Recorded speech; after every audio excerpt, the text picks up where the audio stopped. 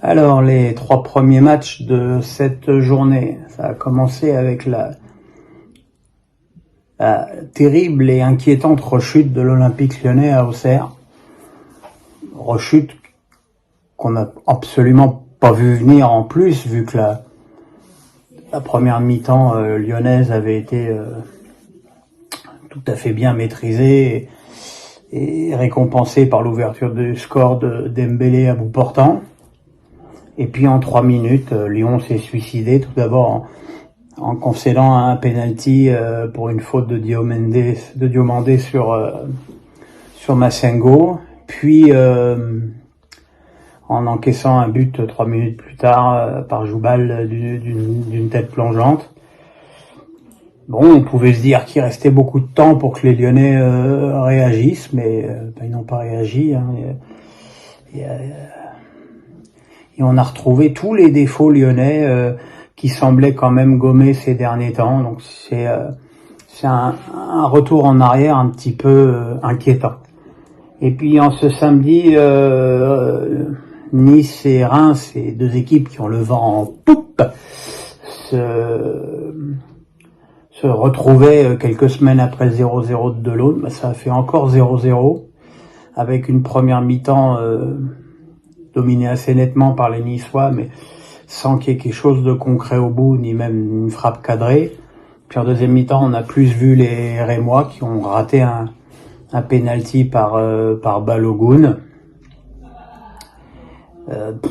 Voilà, je veux dire, compte tenu de la dynamique des 2 équipes, c'était un spectacle assez décevant. Mais bon, on peut dire que pour les 2 entraîneurs, la série continue, surtout que pour Reims, ça fait 16 matchs sans défaite.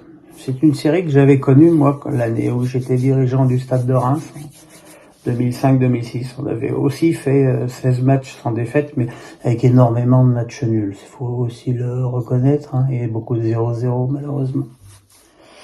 Et puis ce soir, programmation un petit peu bizarre, Strasbourg-Angers sur les 2 matchs de Canal, on a quand même connu plus excitant comme affiche. Mais c'était le retour aux affaires de Fred Antonetti et on voulait voir ce qu'il allait pouvoir insuffler à cette équipe strasbourgeoise.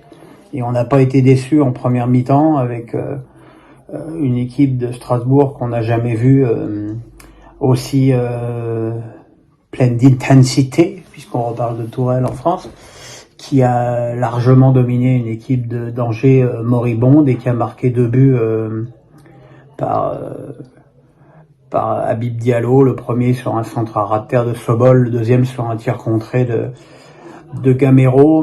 Voilà, au début de la saison, Strasbourg a refusé 11 millions d'un club italien pour Diallo. En Diallo, il en est à 11 buts, ce qui évidemment, dans une équipe qui est dans une situation comme le Racing, est absolument inestimable.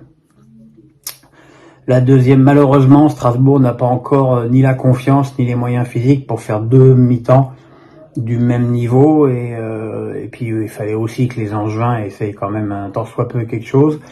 Donc la deuxième mi-temps a été beaucoup plus gérée par le SCO qui a réduit le score par un penalty de Ben Taleb. Mais Strasbourg a bien tenu en défense et remporte une victoire qui les permet, en attendant évidemment que les concurrents directs jouent demain, de sortir de la zone rouge. Voilà, la mission Antonetti commence bien, mais elle est évidemment loin d'être finie. À demain, il y a un gros dimanche demain, les amis. Bye bye.